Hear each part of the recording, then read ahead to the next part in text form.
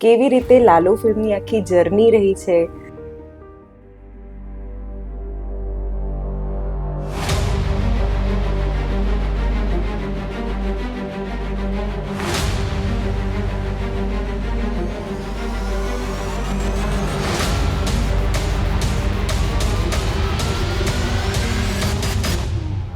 ફિલ્મનું સૌથી મોટું કે થ્રુઆઉટ રહેતું જો એક થીમ હોય ને તો એ હતું કે સમય નથી આપણી પાસે. કારણ કે અમે લોકો બહુ ઓછા રિસોર્સિસમાં બહુ ઓછા પેલામાં ફાઇનાન્સિસ રિસોર્સિસ બધી રીતે બનાવ્યું છે ફિલ્મ. લાલો અને લાલા વચ્ચેના જે સંવાદો છે.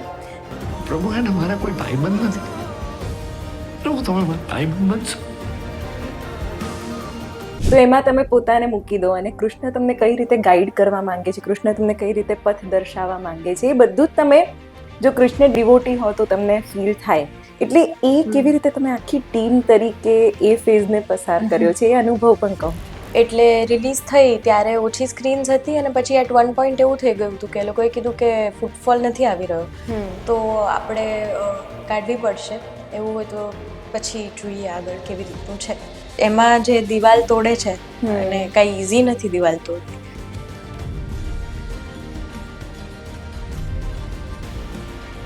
બહુ મહેનત લાગે છે. એટલે ક્યાંક ને ક્યાંક આખી ટીમ જે રીતે ઓડિયન્સ પોતાની જાતને રિલેટ કરે છે, લાલામાં જુએ છે. ઘણી બધી રીલ્સ અત્યારે અમે લોકો જોઈ રહ્યા છીએ કે જેમાં ઓડિયન્સ બોલી રહી છે કે સદીની સૌથી બેસ્ટ ફિલ્મ છે. સદીનું બેસ્ટ પિક્ચર આવું પિક્ચર નો બને સાહેબ ફરી વાત. 10 વર્ષ સુધી આ પિક્ચર થિયેટરમાં ચાલશે. તમે કેવી રીતે તુલસીના પાત્રમાં ઢળ્યા, એને કેવી રીતે જીવ્યું, એ વિશે પણ તમારો અનુભવ કહો. કરણ સાથેના જે સીન છે કે જેમ કે મેજર તો પેલો ફાઇટ વાળો જે સીન છે, એટલે I think a lot of acting is give and take off energies. હવે એ એટલો દાદો એક્ટર છે ને કે આઈ થિંક એને એટલી સરસ એનર્જી એને એટલી સરસ કર્યું છે, કદાચ એ ગિવ એન્ડ ટેકમાં રિફ્લેક્ટ થાય છે. આખી આ પ્રોસેસમાંથી પસાર થયા તમને જ્યારે કહેવામાં આવ્યું હતું કે આ તો ઘરનું જ ફિલ્મ છે, તો તમે કોમર્શિયલ્સ પૂછ્યા હતા કે આમાં મને ફાઇનાન્શિયલ કેટલો બેનિફિટ મળશે? આપણે એક ધર્મશાળા છે ત્યાં જવાનું છે રિહર્સલ કરવા માટે. મેં કીધું ઓકે સારું, નો પ્રોબ્લેમ. અને પછી અમે લોકો ગયા ધર્મશાળા. એટલે પછી મેં જોયું કે ઓ આ તો આખી ટીમ ધર્મશાળામાં રોકાઈ છે. ગિરનારની ધરા પર આખું શૂટ થયું છે. પણ બિકોઝ હું રહીને આ જગ્યામાં, ભવનાથ કદાચ ત્યાંથી થોડુંક જ દૂર છે એવું કંઈક છે, એટલે ભવનાથ ને આ સ્પેસિફિક એરિયા, અને મને સાચે એવું લાગે છે કે અહીંયા કંઈક અલગ છે. ઘણા એવા આંટીઝ હોય છે મૂવી પછી જે મળવા આવે મને કે તમે જે તુલસીમાં અત્યારે સ્ક્રીન પર જીવ્યા ને એ અમે ઓલરેડી જીવી ચૂક્યા છીએ. ગુજરાતથી સારા સારા કલાકારો જાણે કે વિમુખ થઈ ગયા હોય એવું લાગતું હોય છે. ગ્રોઈંગ ઇન્ડસ્ટ્રી છે ને, એટલે શ્યોર અમુક લેવલે સેચ્યુરેશન ફીલ થાય તમને.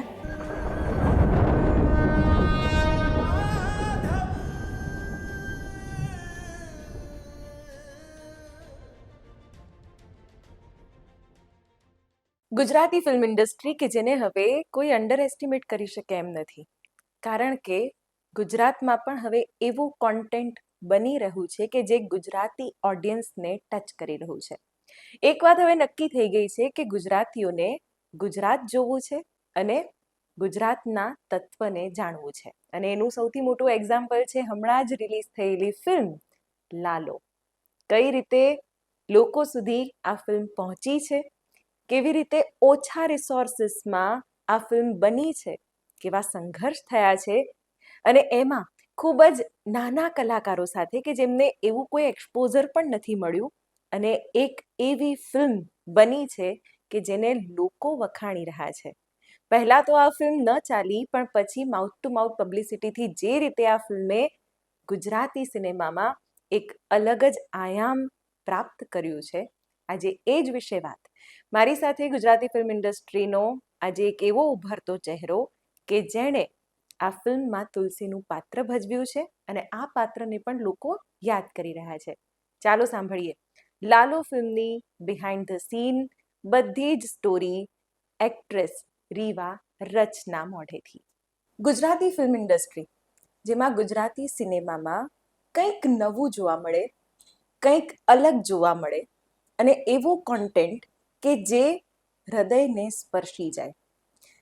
આવી વિશ કદાચ દરેક ગુજરાતીના મનમાં હશે અને થેન્ક ગોડ કે એ વિશ હવે પૂરી થઈ રહી છે, કારણ કે ગુજરાતી ફિલ્મ ઇન્ડસ્ટ્રીને મળી રહી છે લાલો જેવી ફિલ્મ કે જેને દરેક વ્યક્તિ, દરેક કૃષ્ણ ડિવોટી રિલેટ કરી શકે. અને ન માત્ર એટલું કે ગુજરાતી ઇન્ડસ્ટ્રીમાં સાવ ફાલતુ વસ્તુઓ બને છે એ જે આખો એક ભ્રમ છે એને પણ તોડતી આ ફિલ્મ, અને આ ફિલ્મનો એક એવો ચહેરો કે અત્યારે જે દરેકના દિલમાં છપાઈ ગયો છે, એ ફિલ્મની એક્ટ્રેસ, લાલો ફિલ્મની તુલસી રીવા રચ આજે આપણી સાથે છે. Riva, welcome to the show. Thank you for having me. Riva, કેટલી સરસ એક્ટિંગ, એક એક ઇમોશન્સને જીવ્યા છે, એક એક ઇમોશનના જે પણ એક કહેવાય એસેન્સને પકડ્યું છે, અને જે રીતે પડદા પર તમે લાવ્યા છો, ખરેખર ખૂબ સરસ. કેવી રીતે લાલો ફિલ્મની આખી જર્ની રહી છે અને કેવી રીતે તુલસીના કેરેક્ટર સાથે તમે કનેક્ટ કરી શક્યા. Thank you so much first of all. Honestly કહું તો જ્યારે અમે ફિલ્મ બનાવતા હતા, કે જ્યારે તુલસીના જે પણ સીન્સ કે થતા હતા, ત્યારે ખ્યાલ નહોતો કે આટલું સરસ રીતે રિસીવ થશે આખી વસ્તુ. એટલે મને અત્યારે તો બહુ ઓવરવેલ્મિંગ લાગે છે અને બહુ જ આમ સારું બી લાગે છે કે વર્ક અપ્રિશિએટ થઈ રહ્યું છે. મારું જે મેનિફેસ્ટની ટીમ છે, અંકિતભાઈ છે, કે ઇવન ફોર દેટ મેટર કરણ, કે કોઈ જોડે મારે ઓળખાણ નહોતી. મારા માટે આખી નવી ટીમ હતી જ્યારે કામ કરવાનું સ્ટાર્ટ કર્યું ત્યારે. પણ અત્યારે આઈ કેન સે કે ડ્યુરિંગ ધ પ્રોસેસ હવે મને એટલું સરસ ફાવી ગયું છે કે it's almost like family with them. But પ્રોસેસમાં હું ખાલી શ્રુહદને જ ઓળખતી હતી, જે કૃષ્ણનો રોલ પ્લે કરે છે. એટલે મને તો બહુ અને પાછું જોવાની વાત એ છે કે વર્ક પાછું એના થ્રુ નહોતું આવ્યું, એટલે મને નહોતી ખબર કે એ પ્રોજેક્ટમાં હોવાનું છે. એ લોકોએ I think out of nowhere જ એ લોકોએ અપ્રોચ કર્યો હતો અને કીધું હતું કે અમે આવી રીતે ફિલ્મ બનાવી રહ્યા છે, તો એના માટે તમે ઓડિશન કરશો કે નહીં એમ. અને હું બોમ્બે રહેતી હતી અને રહું છું હજી બી. એટલે મારું તો એવું જ છે કે ફિલ્મ્સ વચ્ચે વચ્ચે આપણે કરીએ, જેમ કે અત્યારે ચાલે છે, આ પતી જશે પછી ઓડિશન્સ જ હશે ફરીથી, બેક ટુ ઓડિશન્સ, રાઈટ. એટલે સતત ઓડિશન ચાલુ હોય. એટલે એમાંનું એક ઓડિશન ગણીને મેં કરી નાખ્યું હતું કે ઓકે ઓડિશન કરી આપું છું, I don't mind. Self tape કરીને મેં એમને મોકલ્યું. અને પછી એ લોકોને આઈ થિંક માઇન્ડમાં બેઠું કે ઓકે આપણે આગળ વધીએ આમાં. પછી જઈને મને ખબર પડી કે ઓકે શુહદ પણ છે. પછી એને મને એવું ગાઈડન્સ આપેલી કે આ પ્રોજેક્ટ વિશે જો તને કોલ આવે તો મેં ના પાડતી, હા જ પાડજે, ઘરના લોકો છે, તું કરજે, સરસ છે. તું કીધું ઓકે સારું. પછી હું પહોંચી ગઈ એમને જ એવી રીતે બોમ્બેથી આપણે જ્યાં જુનાગઢમાં શૂટ થતું હતું ત્યાં એ લોકોએ બોલાવી દીધી. અને ફર્સ્ટ ટાઈમ બધાને મળી, અંકિતભાઈને, કરણને, બાકીની આખી ટીમને. કોસ્ટ્યુમ ટ્રાયલ્સ ફટાફટ થયા. અને આ ફિલ્મનું સૌથી મોટું કે થ્રુઆઉટ રહેતું જો એક થીમ હોય ને તો એ હતું કે સમય નથી આપણી પાસે. કારણ કે અમે લોકો બહુ ઓછા રિસોર્સિસમાં, બહુ ઓછા પેલામાં ફાઇનાન્સીસ, રિસોર્સિસ બધી રીતે બનાવી છે ફિલ્મ. અને ફિલ્મ જે બનાવતું હોય એને તો આઈડિયા હશે જ કે કેટલો મેન પાવર જોઈએ, કેટલા રિસોર્સિસ જોઈએ અને કેટલો સમય જોઈએ સરસ મજાની ફિલ્મ બનાવવા માટે. પણ અમારી પાસે એ નહોતું, એટલે પણ બનાવવું હતું તો એ સરસ મજાનું જ. એટલે બધું વાતચીત થઈ, રિહર્સલ થોડું કર્યું, નેક્સ્ટ ડેનું જે શૂટ હતું, એટલે હું શૂટને એક જ દિવસ પહેલાં પહોંચી હતી. ઓકે. અને ફટાફટ જે નેક્સ્ટ ડેનો જે સીન હતો એ રિહર્સ કર્યો અમે લોકોએ. અને બાકીનું તો એવી રીતે જ ફિગર આઉટ કરતા ગયા કે લગભગ કેટલા દિવસમાં ફિલ્મ આખી શૂટ કરી છે? આખી આઈ થિંક અરાઉન્ડ 35 to 40 ડેઝમાં શૂટ થઈ છે, પણ એમાં પાર્ટમાં શૂટ થઈ છે. એટલે મેનિફેસ્ટ વાળાઓને એવું રહ્યું છે કે એ લોકો છે ને કદાચ કોઈ કમર્શિયલ શૂટ કરે, જેમ કે કોઈ મ્યુઝિક વિડીયો છે કે એવું કંઈક, તો એમ કે અચ્છા ચલો પૈસા આવ્યા, ચલો શૂટ કરી નાખીએ. પાછા હવે પૈસા પતી ગયા છે તો શૂટ નહીં થાય. પાછું થોડુંક કંઈક કમર્શિયલ કામ કરશે, પૈસા આવ્યા, ચલો પાછું. એમ કરતાં કરતાં મને લાગે છે 3 શેડ્યુલ થયા. મારું કામ લગભગ 2 શેડ્યુલ જેટલું હતું. અને મને લાગે છે ત્યાં સુધી કદાચ 20 થી 22 દિવસ જેવું શૂટ કર્યું છે. યસ. રીવા, આખી ફિલ્મમાં મને એફર્ટ્સ દેખાયા છે. મેં પોતે પણ એ ફિલ્મ જોઈ છે. ઘણા બધા સીન્સમાં હું રડી પણ છું, કારણ કે એમાં તમે કનેક્ટ થઈ જાઓ. તમે જે અ, લાલો અને લાલા વચ્ચેના જે સંવાદો છે, તો એમાં તમે પોતાને મૂકી દો, અને કૃષ્ણ તમને કઈ રીતે ગાઈડ કરવા માંગે છે, કૃષ્ણ તમને કઈ રીતે પથ દર્શાવવા માંગે છે, એ બધું જ તમે જો કૃષ્ણ ડિવોટી હો તો તમને ફીલ થાય. એબ્સોલ્યુટલી. અને તમે જેમ કહો છો કે તમારી પસંદગી મેરિટના આધારે થઈ છે, લાઈક તમે ઓડિશન આપ્યું ને તમારી પસંદગી થઈ, તમે કોઈના કહેવાથી કે કોઈના રેકમેન્ડેશનથી ગયેલા એમાં નથી. પ્લસ મેનિફેસ્ટ જેવું પ્રોડક્શન હાઉસ કે જેને ખબર છે કે ક્રાઇસિસ સિચ્યુએશનમાં અમારે કઈ પરિસ્થિતિમાંથી પસાર થવાનું છે, એટલે ઘણી બધી એવી વસ્તુઓ છે કે જેમાં ચેલેન્જીસ પણ આવ્યા હશે અને બધા એફર્ટ્સ સ્ક્રીન પર દેખાય છે. કઈ રીતે તમે લાલોને જુઓ છો? કારણ કે લાલો સ્ટાર્ટિંગમાં તો એને પ્રમોશન પણ નથી મળ્યું, એટલા સ્લોટ્સ પણ નથી મળ્યા, રાઈટ. એટલે એ કેવી રીતે તમે આખી ટીમ તરીકે એ ફેઝને પસાર કર્યો છે, એ અનુભવ પણ કહો. હા, એટલે પ્રમોશન અમે કર્યું, અમારાથી જેટલું થઈ શકતું હતું એટલું અમે બેસ્ટ ટ્રાય કરી.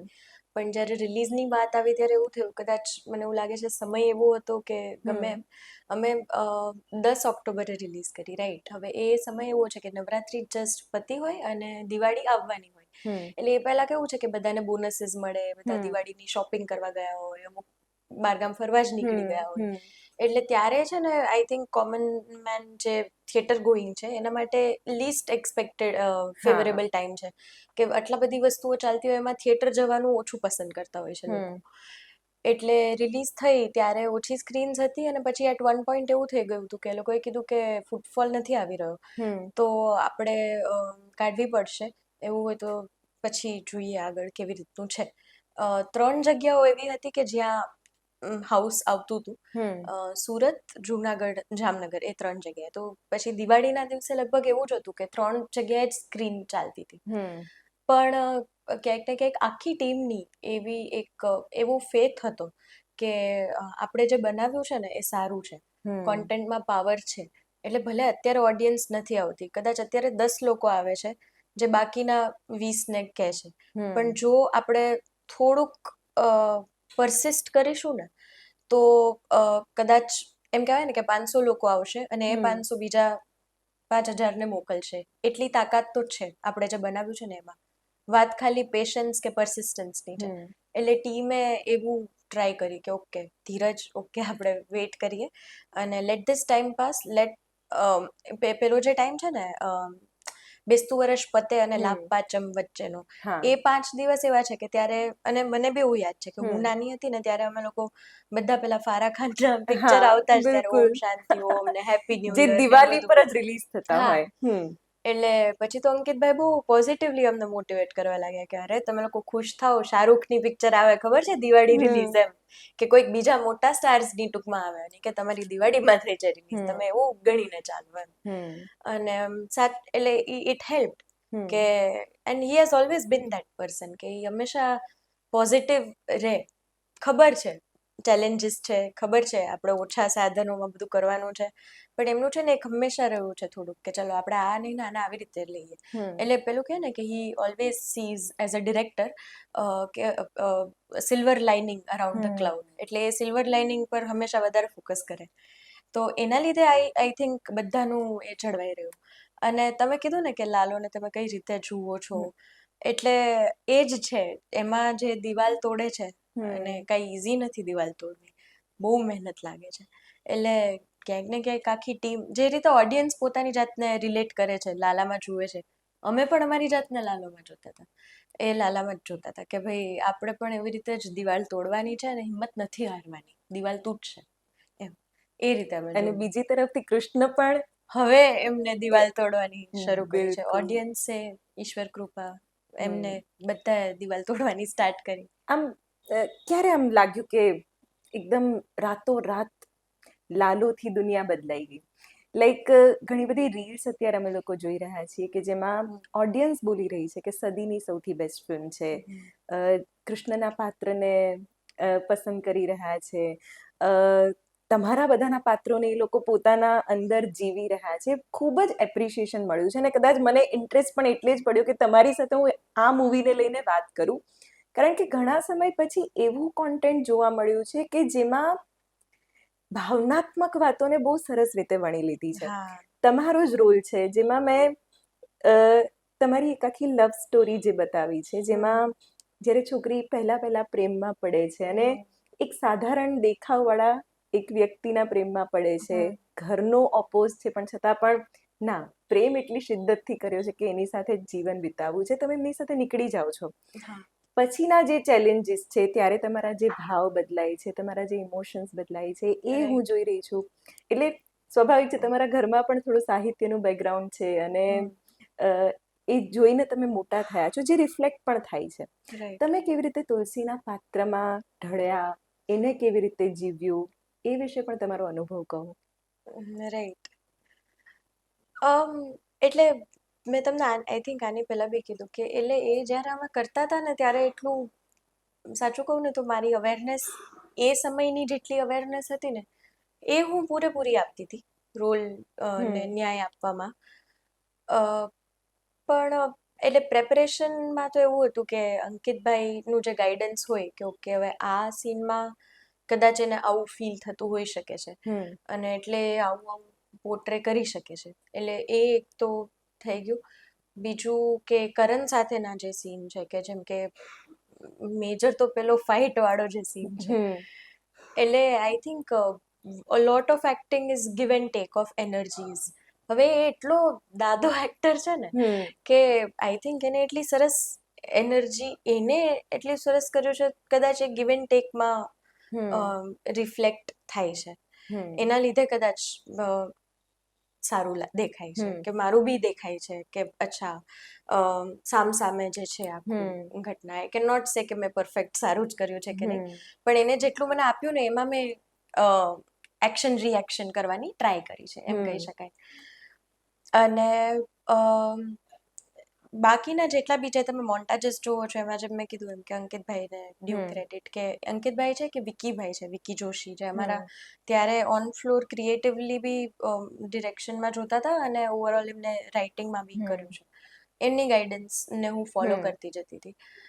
અને શ્યોર એટલે કહેવા માટે તો એમ કહું કે ઘણું બધું તમે થોટ આપ્યો હોય ને આ તે, પણ હવે એવું છે કે મને ખુદને બહુ એક કારણ કે સમય થઈ ગયો, અમે શૂટ કર્યું ને એને શૂટ અને રિલીઝ વચ્ચે બી ગેપ આવી ગયો, રાઈટ.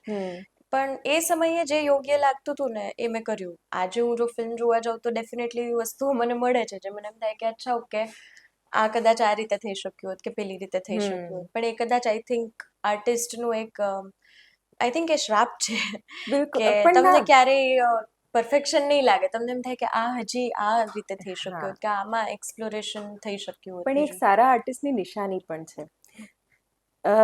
મારે એ પણ જાણવું છે કે જ્યારે તમારે આખી આ પ્રોસેસમાંથી પસાર થયા, તમને જ્યારે કહેવામાં આવ્યું હતું કે આ તો ઘરનું જ ફિલ્મ છે, તો તમે કોમર્શિયલ્સ પૂછ્યા હતા કે આમાં મને ફાઇનાન્શિયલી કેટલો બેનિફિટ મળશે, કે એવું કઈ વિચાર આવ્યો હતો કે તમે બસ એક આર્ટિસ્ટની જેમ જ આ ફિલ્મની સ્ક્રિપ્ટને હા પાડી દીધી? હા, એટલે બે વસ્તુ થઈ હતી ઓનેસ્ટલી કહું તો. આઈ થિંક મેં પહેલાં એક બે જગ્યાએ મેન્શન કરેલી છે આ વાત. એટલે મને જ્યારે ફિલ્મનું ઓડિશન થયું ને કે okay you are on board, તો મને એવું હતું કે આપણે એટલે છે ને એમ તમે સતત કામ કરતા હો ને તો તમે અમુક સિસ્ટમ સાથે કામ કરવા માટે ટેવાયેલા હો કે ઓકે હવે આપણું આ પાસ થઈ ગયું છે, આપણે હવે કામ કરવાના છીએ.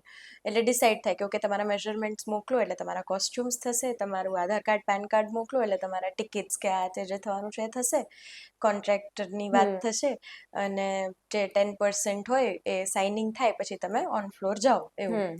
એટલે એ સિસ્ટમ મારા માઇન્ડમાં ચાલતી હતી એમ.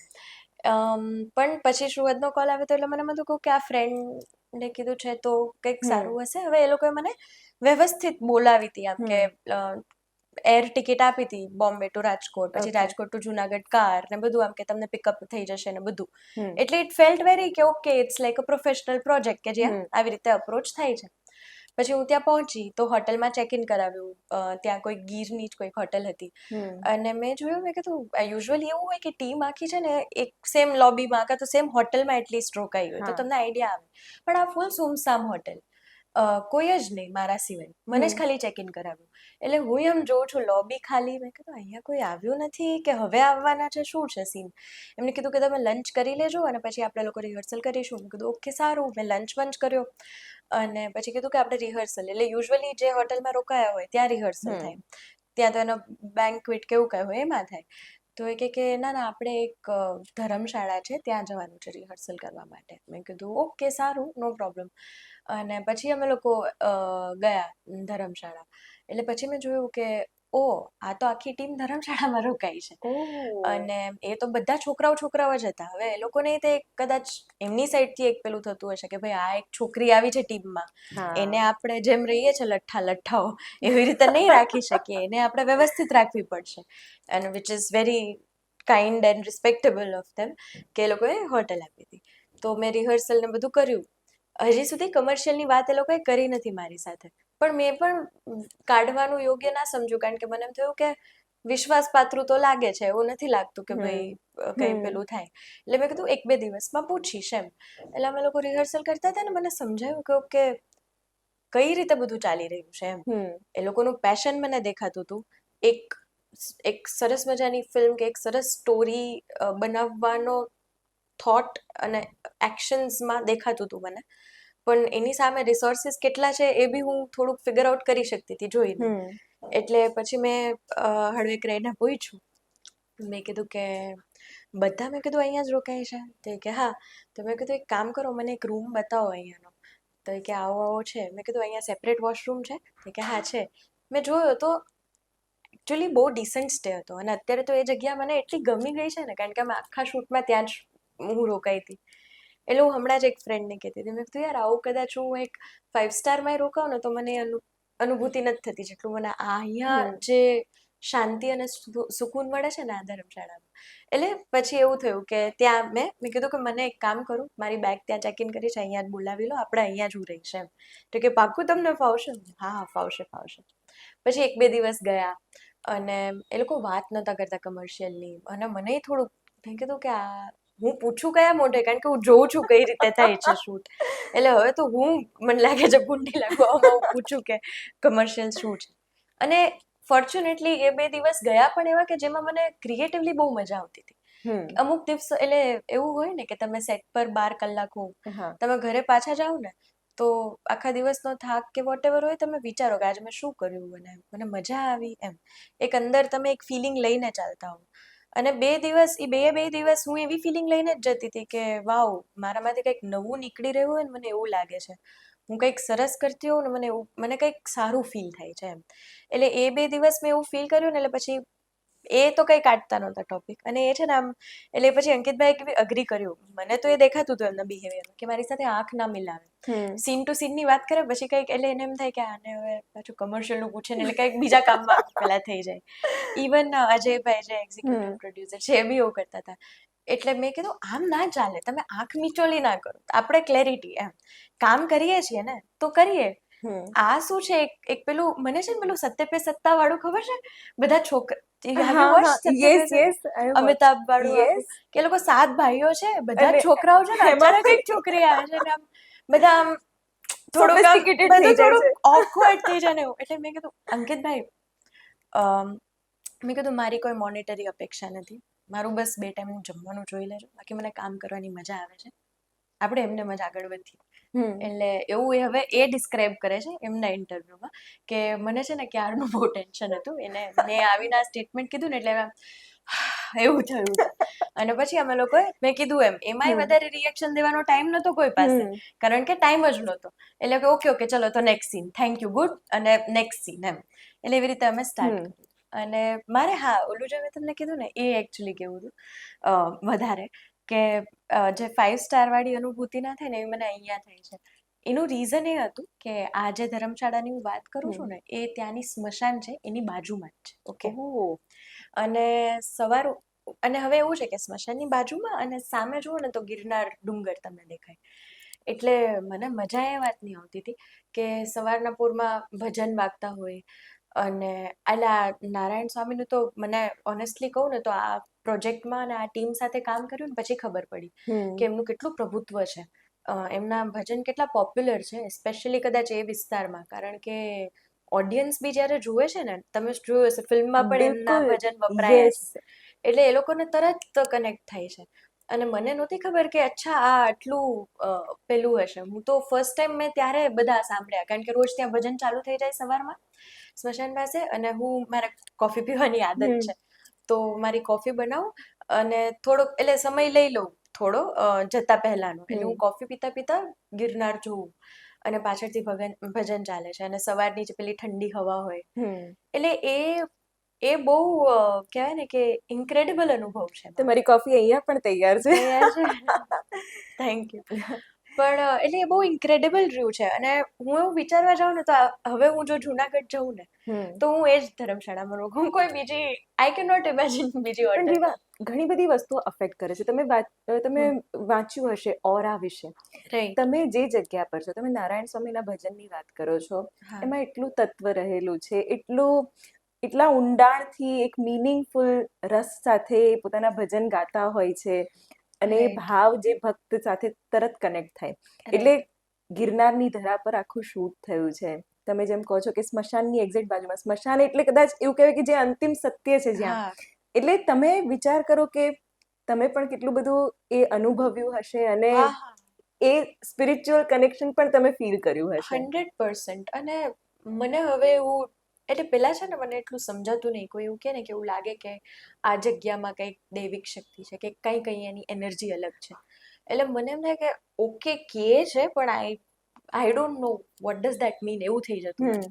પણ બિકોઝ હું રહીને આ જગ્યામાં, ભવનાથ કદાચ ત્યાંથી થોડુંક જ દૂર છે એવું કંઈક છે, એટલે ભવનાથ ને આ સ્પેસિફિક એરિયા, અને મને સાચે એવું લાગે છે કે અહીંયા કંઈક અલગ છે, અહીંયા કંઈક એનર્જી જ અલગ છે, જે કદાચ બીજા, અને અમે ફર્યા આટલું, રાજકોટ ગયા હોય કે જામનગરની તો હું છું જ, અને બીજા કોઈ પણ જગ્યાએ સુરેન્દ્રનગર, ધાંગધ્રા, તે પણ એ એરિયાની કંઈક એનર્જી છે. And spiritually I think it's a little heightened than the rest of us.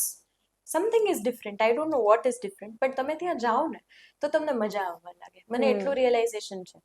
બિલકુલ. એમ. એટલે એ તત્વ ત્યાં છે, એ વસ્તુ હા. ચોક્કસ છે. અને તમે બહુ જ નિખાલસતાથી જવાબો આપી રહ્યા છો. પણ હા. રીવા, ઇન્ડસ્ટ્રીને આપણે જોઈ રહ્યા છીએ, સ્પેશિયલી ગુજરાતી ઇન્ડસ્ટ્રીને, અને એક વસ્તુ મેં મારી રીતે ઓબ્ઝર્વ કરી છે કે ઘણું બધું થઈ શકે છે, પણ ઘણી બધી મર્યાદાઓ પણ નડે છે. ક્યાંક મને એવું પણ લાગે છે કે જે નવા આર્ટિસ્ટ આવવા જોઈએ, જેને લોકોને જોવા છે, કળાનો ખજાનો છે ગુજરાતમાં, તો શું લેકિંગ છે? અને ક્યાં હવે તો તમે પણ અનુભવ કરી રહ્યા છો, ઇવન તમે પણ ઘણા બધા પ્રોજેક્ટ્સ કર્યા, અને લાલો ઇઝ ધ પ્રોજેક્ટ કે જેમાં તમે એકદમ ક્લિક થયા છો તમારા કેરેક્ટરથી, બરાબર? બાકી અને એમાં તમારી એક્ટિંગની પરિપક્વતા પણ એટલી જ દેખાય છે. તમે કચ્છ એક્સપ્રેસ જેવા પણ પ્રોજેક્ટ્સમાં કામ કરી ચૂક્યા છો. એટલે કેવી રીતે તમે આ આખી પ્રોસેસને જોઈ રહ્યા છો? કેવી રીતે ઇન્ડસ્ટ્રીને નજીકથી અનુભવી રહ્યા છો? એટલે શ્યોર લિમિટેશન્સ તો છે, પણ એટલે એવામાં મને છે ને અંકિતભાઈ કે મેનિફેસ્ટની ટીમ બહુ ઇન્સ્પાયરિંગ લાગે. કારણ કે જ્યારે આ ફિલ્મ બનાવવા પણ નીકળેલા, મેં કીધું એમ રિસોર્સિસ એટલા નહોતા, પણ હવે એટલું આઈ થિંક કદાચ એમનું પ્લાનિંગ હતું કે આપણે ફિલ્મ બનાવવી છે. હવે રિસોર્સિસ કેટલા છે, આપણે એવી કમ્પ્લેન નથી કરવી કે આ રિસોર્સિસ નથી. જેટલું છે ને અવેલેબલ, એમાંથી આપણે બેસ્ટ શું બનાવી શકીએ છીએ. હા. એક તો એ, અને બીજું એ કે કેલ્ક્યુલેટેડ રિસ્ક. આઈ થિંક આ તો મારે કદાચ એમની સાથે વાત બી નથી, હું પહેલી વાર તમને કહું છું, પણ આઈ થિંક એ બહુ સારો ડિસિઝન હતો કે હવે આજે આપણે પહેલી વાર ફિલ્મ બનાવી રહ્યા છીએ, and we don't know, right? હવે તમે કીધું એમ ચેલેન્જીસ બહુ બધા છે આપણી ઇન્ડસ્ટ્રીમાં, તો આપણે કેલ્ક્યુલેટેડ રિસ્ક લઈએ ને. આપણે એક્ઝોર્બિટન્ટ એટલું સ્પેન્ડ કરીને એવી પ્રોડક્ટ ના બનાવીએ કે પછી આપણે રોવાનો ટાઈમ આવે કે વોટ એવર, એમ કે એવું ફીલ થાય કે યાર આ બહુ મોટું ફેલિયર છે, હવે આનામાંથી બહાર નીકળવું અઘરું પડી જશે. એટલે બહુ કેલ્ક્યુલેટેડ રિસ્કમાં બી બેસ્ટ કઈ રીતે બનાવવું, એક તો એ. અને કોઈ બી વસ્તુનું મને લાગે છે તમને કંઈક જો દિલથી કરવું હોય ને તો તમે કરવાના જ છો. એમાં તમે પછી પ્રોબ્લેમ્સ કે ચેલેન્જીસ નહીં જુઓ, રાઈટ? એટલે if it's coming naturally, I think Van ગોગનો એક કોટ છે કે if there is a voice inside you that tells you to paint, you must listen to it at all cost, એવું કંઈક, એટલે હું વર્બેટમ મને યાદ નથી, પણ જો તમને અંદરથી એ કોલિંગ હશે ને તો એ તમારે કરવું જ કરશો જ, અને કરવું જ જોઈએ. અને આટલો સ્ટ્રોંગ અવાજ હશે ને તો તમને બીજા કોઈ ચેલેન્જ કે પ્રોબ્લેમ દેખાશે બી નહીં. બિલકુલ. અને જે તમે વાત કરી બહુ નવું ટેલેન્ટ બી ઘણું છે, તો મને ઇન્ફ્લક્સ ઓલરેડી દેખાય છે એમ. તમે પણ એક એટલે એક્ઝામ્પલ છે એના.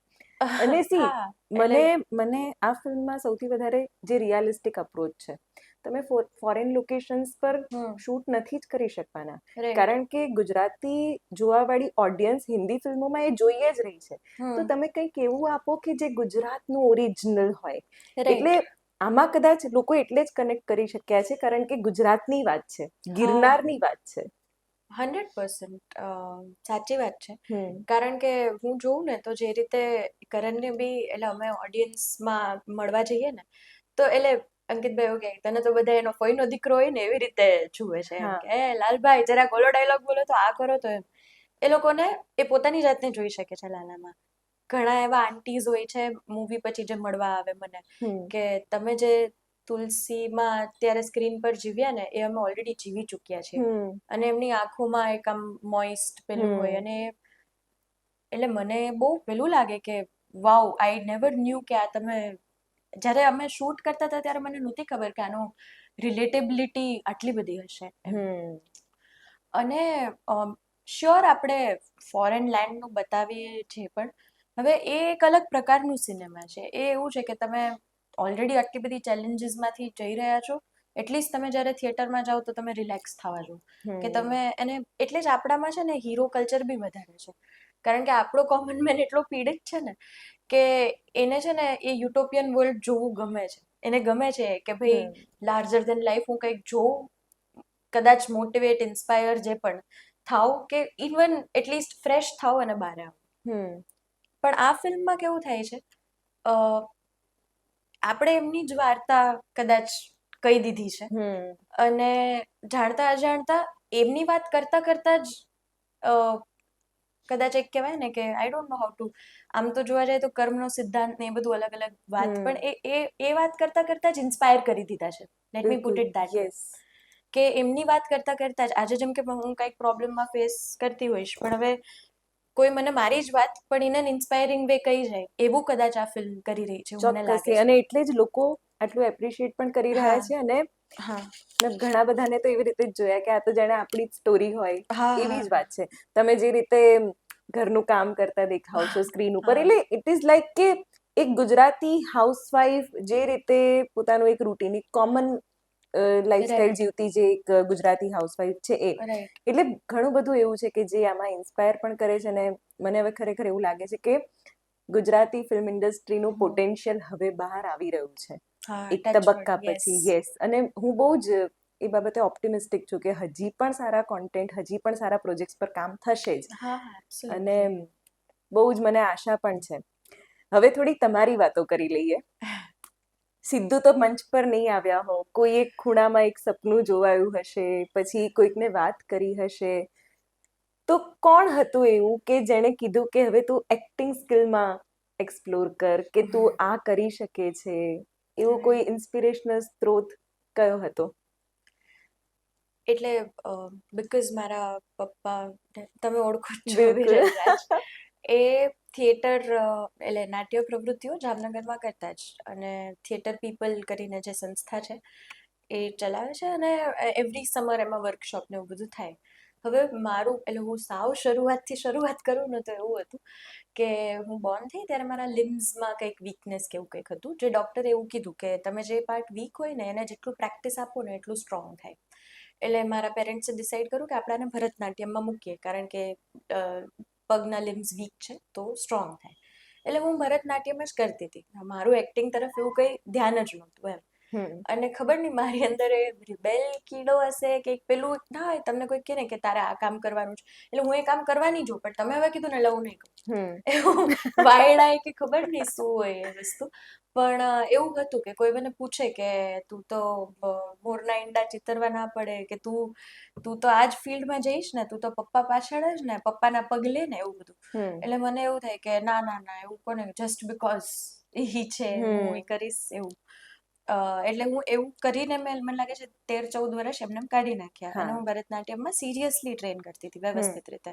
સો મચ સો દેટ કે મને મારું ફ્યુચર એ ક્યાંક એમાં જ દેખાતું હતું. પછી one fine morning I don't know what switched. I think એવું એક હોઈ શકે કે હું છે ને અવોર્ડ શોઝ બહુ જોતી ટીવી ઉપર. એટલે મને છે ને એમાં બહુ મજા આવતી. પાછું કરતા હોય એમાં ડાન્સ જ, પણ એ ડાન્સ એક્ટર્સ કરતા હોય અને મને બહુ એમ થાય કે વાહ કેટલું સરસ, આમ મસ્ત આખું પરફોર્મ કરવાનું ને તો કોણ કરે છે? એક્ટર છે. અચ્છા, તો એના માટે આપણે એક્ટર બનવું પડે.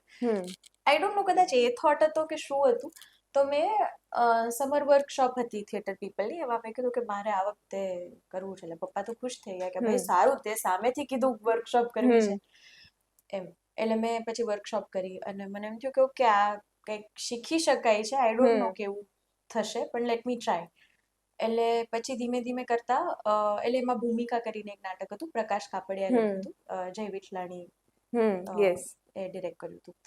એમાં એક નાનકડો રોલ હતો, કઠપૂતળીનો જ રોલ હતો અને એક ઓટિસ્ટિક છોકરી છે જે આ કઠપૂતળી સાથે એવરીડે રમતી હોય છે. એક સીન એવો છે એમાં કે જો કઠપૂતળી બોલતી હોય તો એ શું બોલે આ છોકરી વિશે, જે આખો દિવસ એનાથી રમે છે. એટલે રિહર્સલ્સ અમે કરતા હતા, શો પણ નહોતો. અને એ ગ્રેન્ડ રિહર્સલમાં એવું થયું કે વાત કરતા કરતા કરતા મને અચાનક જ એ છોકરીનું પેઇન ફીલ થવા લાગ્યું કે એનું તો આવું છે, આમ કરશે પણ એ કરી નહીં શકે કારણ કે ઓટિસ્ટિક છે, આમ તેમ ને મને રોવું આવી ગયું. અને મને આમ હાર્ટ આખું ભીનું થઈ ગયું હોય ને મારું, એવું લાગ્યું. પાછું રોઈ ના શકાય કારણ કે એ કઠપૂતળી છે, કઠપૂતળી થોડી રોવે. મેં કંટ્રોલ કર્યા આંસુ. એટલે આખું પત્યું ને તો હું ઘરે ગઈ ને તો મને એમ થતું હતું કે આ કંઈક ગજબ થઈ ગયું, આવું મેં ક્યારેય ફીલ નથી કર્યું મારી લાઈફમાં. આ શું હતું એમ, કારણ કે ડાન્સમાં બી તમે આ લેવલનું ફીલ ના કર્યું હોય ક્યારે. એટલે મેં કીધું ઓકે આ કંઈક મજા આવે છે મને. એટલે એ કદાચ એ ફર્સ્ટ ઓલું એક સ્પ્લેશ ઓફ એક્ટિંગ કે શું કે સ્પ્લેશ ઓફ એનર્જી હોય ને જે તમને ફીલ થાય કે this is different, I want to explore this. ત્યારે મને એવું થયું કે મને એક્ટિંગમાં રસ છે, મારે આ કરવું છે. પછી દ્રષ્ટિ કરીને અમે એક નાટક કરતા હતા જે પપ્પાએ ડિરેક્ટ કર્યું હતું અને જયભાઈ સાથે હતું પ્લે કરવાનું. એ નાટકમાં ફોર્ચ્યુનેટલી બહુ સારો પ્રતિસાદ મળતો હતો. તો એ જોઈને મને એમ થયું કે ઓકે, ખાલી એવું નથી કે મને ગમે છે હું કરું છું, લોકોને બી ગમે છે હું જે કરું છું. કારણ કે હું પછી મને ઘણી વાર એવું થતું કે ઘણા એક્ટર્સનું કેવું હોય કે લોકોને એમ કે વાવ મસ્ત એક્ટિંગ કરું ના હાથે, અને આ તો આપણે નાના હોય ત્યારના થોટ્સ કહું છું, અત્યારના એવા થોટ્સ તો મને એમ થતું કે પણ આપણે ઓડિયન્સ તરીકે કેટલા બોર થતા કે આ કેવું કરે છે સાવ એવું. એટલે મને એ બીક મારામાં બી લાગતી હતી કે પછી ઓડિયન્સ નહીં ગમે તો હું તો કરી લઉં કરવા માટે, પણ ઓડિયન્સ નહીં થાય. તો એમાં કદાચ એ વેલિડેશન ઓલ્સો પુશ્ડ મી કે okay this is something I want to take seriously.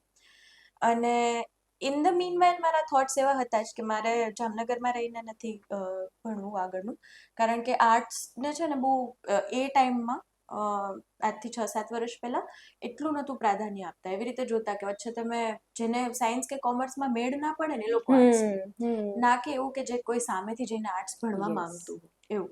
એટલે મને એમ થતું હતું કે આ જગ્યાએ વેલ્યુ નથી તો અહીંયા હું શું કામ મારો સમય આપું છું એમ. અને મને એ સમયમાં હું મીઠીબાઈ ડ્રામા ટીમ જે હતી ને મીઠીબાઈ કોલેજની, એના નાટકો બી જોતી હતી. તો મને એમ થતું કે વાવ આ એનર્જી બહુ સુપર્બ છે, મારે આ ટીમનો ભાગ બનવું છે એમ.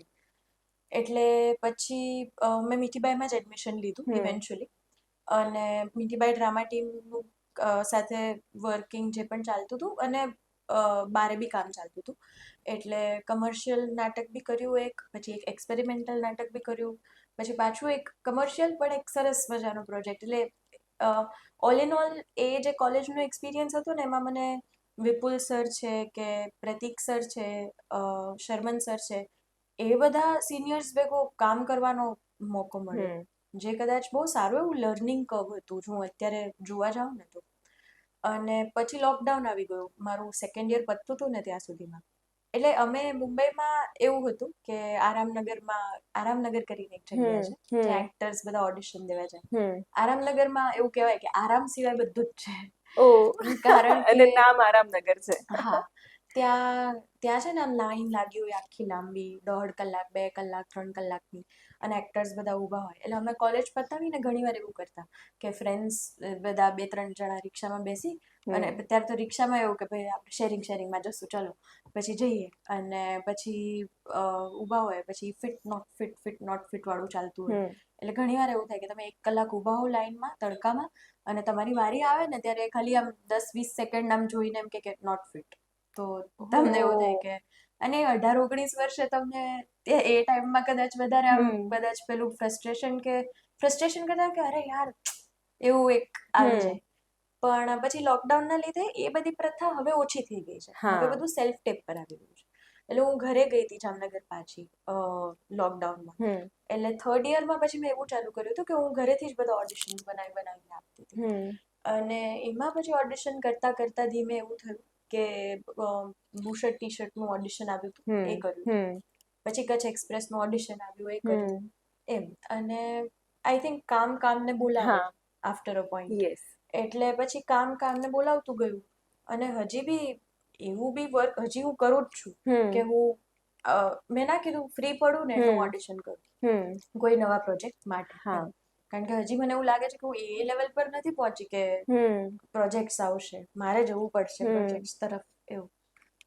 પણ યસ, એવી રીતે થિયેટરથી સ્ક્રીનનું ટ્રાન્ઝિશન થયું. અને લાલોની વાત તો આપણે કરી જ કે ઓડિશન કરીને પછી કઈ રીતે આખી પ્રોસેસ થઈ. રીવા, ગુજરાતમાં હજી એવું વાતાવરણ નથી ફિલ્મ ઇન્ડસ્ટ્રી માટે, એવું લાગે છે. મેં જોયું છે કે ગુજરાતથી સારા કલાકારો જાણે કે વિમુખ થઈ ગયા હોય એવું લાગતું હોય છે. બોમ્બેમાં તમને એના માટેના પ્લેટફોર્મ્સ પણ મળતા હોય છે કે એના માટેના સ્કોપ્સ પણ દેખાતા હોય છે. એટલે ગુજરાતમાં હજી જે થવું જોઈએ નથી થઈ રહ્યું લાગી રહ્યું છે. ગ્રોઈંગ ઇન્ડસ્ટ્રી છે ને, એટલે શ્યોર અમુક લેવલે સેચ્યુરેશન ફીલ થાય તમને. પણ જ્યારે સેચ્યુરેશન ફીલ થાય ત્યારે એ બી દેખાય કે ઓકે નવી વસ્તુઓ ખુલી રહી છે, આઉટલેટ્સ ખુલી રહ્યા છે. બોમ્બેમાં જેટલી બી ઇન્ડસ્ટ્રીઝ છે અને એમાં તો ઘણી બધી લેંગ્વેજીસની ઇન્ડસ્ટ્રી ત્યાં કામકાજ કરતી હોય છે, એ બધી વર્ષો જૂની છે. તો આપણે એવી કમ્પ્લેન તો ના કરી શકીએ બીકોઝ એ લોકો એસ્ટાબ્લિશ્ડ છે અને that's why there is plenty of room four everyone. કે નાનામાં નાના એક્ટરને ત્યાં કાંઈક મળી રહેશે કામ કરવા માટે, મોટા એક્ટરને મળી જ રહેશે કામ કરવા માટે. અહીંયા એ બધું હવે આઈ થિંક ખુલી બની રહ્યું છે. ઓકે, મને હોપફુલ લાગે છે. હા, પણ કેટલો સમય લઈ લેશે? લાઈક 10-15 વર્ષથી તો આપણે અર્બન ગુજરાતી ફિલ્મ્સ ને બધું જોઈ રહ્યા છીએ. હવે નેક્સ્ટ શું હોઈ શકે ગુજરાતી ફિલ્મ ઇન્ડસ્ટ્રીમાં? કંઈક નવું જોવું હોય, જો તમારા પોઈન્ટ ઓફ વ્યૂથી જોવું હોય તો શું હોઈ શકે? એટલે હું તો બહુ નાની ને ઇનએક્સપિરિયન્સ્ડ છું ઓપિનિયન આપવા માટે. પણ મને એવું લાગે છે કે I don't know, you tell મી, આ બધું એટલે ઓટીટી આવતા એક્ટર્સ પાસે કામ વધી ગયું છે કે નહીં? કારણ કે બહુ કામ ખુલ્યું છે. બિલકુલ. અને એમાં પણ જે એવા એક્સપોઝર વધ્યું છે. લાઈક તમે કોઈ સ્ટેજ આર્ટિસ્ટ પણ હોવ, પણ જો તમારું ટેલેન્ટ ક્લિક થઈ જશે તો તમારા માટે એક બહુ મોટો સ્કોપ છે કે તમે બધા જ કંઈ બિગ સ્ક્રીન પર આવી શકો એવું કદાચ ન પણ બને. પણ સાથે સાથે તમારી પાસે આવા ઓટીટી જેવા પ્લેટફોર્મ છે. તમે પણ એક વેબ સિરીઝમાં કામ કર્યું છે, તો એનો અનુભવ કેવો રહ્યો? તમને કેવું ડિફરન્સ લાગે છે એ બંને વચ્ચે? શું એક્ટિંગના સ્કોપ્સ ત્યાં વાઇડર છે કે પછી જે રીતે ઓડિશન્સ ને એ બધી સ્ટ્રગલ છે એ ત્યાં પણ છે? મને એવું પર્સનલી ફીલ થાય છે કે આપણે, બીકોઝ હિન્દીમાં હું જોઉં છું ને તો 4 થી 5 તો મોટી ઓટીટી ચેનલ્સ છે, રાઈટ? અને એમાં બી તમે જોનરાસ અલગ જોવા જાઓ, હવે 4 થી 5 ચેનલ્સ, અને એમાં બી ચલો એક જોનરાનો એક શો પકડો, રોમ-કોમ છે, એક્શન થ્રિલર છે, ક્રાઇમ છે કે વોટ એવર, હોરર છે. હવે 25 શોઝ જો બનતા હોય, એક હારે જો 25 શો બી બની રહ્યા છે, તો તમે વિચારો કે એમાં કેટલું ટેલેન્ટ માટે એમ્પ્લોયમેન્ટ ઓપોર્ચ્યુનિટીઝ કેટલી ખુલેલી છે એમ. પણ અહીંયા હજી એટલું બન્યું નથી ને, તો એ બનશે તો થઈ જશે. અને તમે સાચા છો, કોરોના પછી, લોકડાઉન પછી લોકો રાહ જોવે છે કે ક્યારે ઓટીટી પર એ મૂવી આવે ને અમે લોકો જોઈએ. અને એટલે લાલુ માટે તો હા. અમારે કેવું પડે છે હા કે ભાઈ તમે OTT ની રાહ ના જોતા જ હવે, અને પાયરસીમાં બી ના જોતા ખાસ. હા ઇટ્સ અ થિયેટર એક્સપિરિયન્સ. પણ ફોર્ચ્યુનેટલી અમારામાં એવું થાય છે કે જે લોકોએ કદાચ એમને બી પેલી ઇલીગલ કોપી બી જોઈ હોય ને, તેને એમ થાય કે 2-3 વાર જોઈ લીધું, હવે એવું થાય છે એકવાર થિયેટરમાં અનુભવ લેવો છે. પણ કાલે ઘણા બધા ફ્રેન્ડ્સ મને હા. ત્યાં મળ્યા છે જે બીજે કે ત્રીજી વખત જોવા આવ્યા છે હા કે પહેલા ફ્રેન્ડ સાથે આવ્યો તો પછી ફેમિલી સાથે આવ્યા છીએ, હા. એટલે લોકો જઈ રહ્યા રિપીટ છે. વેલ્યુ બહુ છે. યસ. અને કાલે પણ મેં તો હજી જસ્ટ મારો બહુ તાજો જ અનુભવ છે, કાલે પણ હાઉસફુલ હતું. ટચવુડ. યસ. અને હવે કયા પ્રોજેક્ટ્સ છે હાથમાં, હવે શું કરવાના છો? સ્વાભાવિક છે કે અત્યારે તમે ટ્રેન્ડિંગ છો, તો લોકોને પણ જાણવું હશે કે ઘણી બધી ઇન્સ્પાયરિંગ વાતો તમારી પાસેથી મળી પણ રહી છે, અને શું હવે નેક્સ્ટ 5 વર્ષમાં 6 વર્ષમાં ક્યાં હશો? એટલે હું યુઝ્યુઅલી એવું કહેતી હોઉં છું કે આમ છે ને, આ કોર્પોરેટ જેવું નથી. યુ કેન નેવર સે કે where do you C your self in 5 years. I can say કે I want to see myself over here in 5 years, but I know કે that might not be true. કારણ કે a lot of factors are not in our hands as actors or as any creative professionals in this industry. કે આપણે એક કામ કરીએ એના પર નથી, બીજા 4 લોકો છે જે આમાં ઇન્વોલ્વ હોવાના છે, અને એ ફેક્ટર્સ આપણા કંટ્રોલમાં નથી હોતા. મને બસ એવું છે કે I want to be part of good stories and I want to tell good stories. એ બેઝિક જે છે એ છે. અને રહી વાત અપકમિંગ પ્રોજેક્ટ કયા છે, તો એક મેં કામ કર્યું છે, એ હિન્દી OTT માટે છે. ઓકે. એ ફિલ્મ જ છે, હું વધારે ડિટેલ્સ નહીં આપી શકું કારણ કે NDA સાઇન કર્યું હોય. બટ બિકોઝ તમે પૂછ્યું કે એવરીવન વોન્ટ્સ ટુ નો, હા. તો I am little excited to share about that. Okay. Hindi ફિલ્મોમાં ટ્રાય કરો છો અત્યારે? એક્ટિવલી હમણાં નથી કરતી, હા. પણ હવે કરીશ. યસ. હવે તમારી પાસે સ્ટ્રોંગ રેફરન્સ છે, એક ફ્રેમ ઓફ રેફરન્સ તમારી પાસે તૈયાર છે. અને સિરિયસલી મને પર્સનલી તમારી એક્ટિંગ બહુ જ ગમી છે, અને યુ હેવ દેટ પોટેન્શિયલ કે ભવિષ્યમાં ગુજરાતમાં પણ તમે બહુ સારા પ્રોજેક્ટ્સ કરશો અને બહુ સારી એક્ટિંગ ગુજરાતના દર્શકો પણ જોશે. Thank you so much. You are very kind.